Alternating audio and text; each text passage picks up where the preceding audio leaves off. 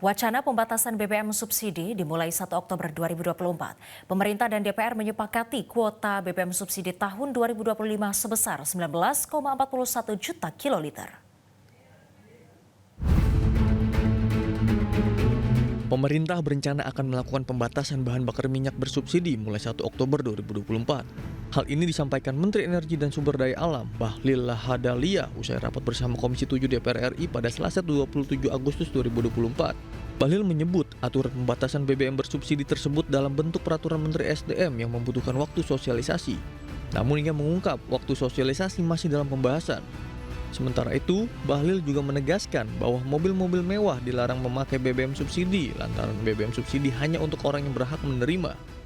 Sebelumnya, pemerintah menetapkan anggaran subsidi energi dalam RAPBN 2025 sebesar Rp204,5 triliun, naik dari perkiraan tahun anggaran 2024 yang ditetapkan Rp192,75 triliun.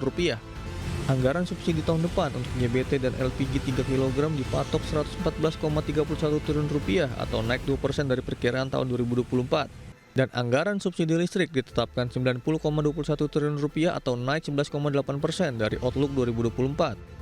Namun, subsidi ini tidak mencakup anggaran kompensasi energi untuk menalang jenis bahan bakar khusus penugasan Pertalite. Tim Liputan, Metro TV. Jelajahi cara baru mendapatkan informasi. Download Metro TV Extend sekarang.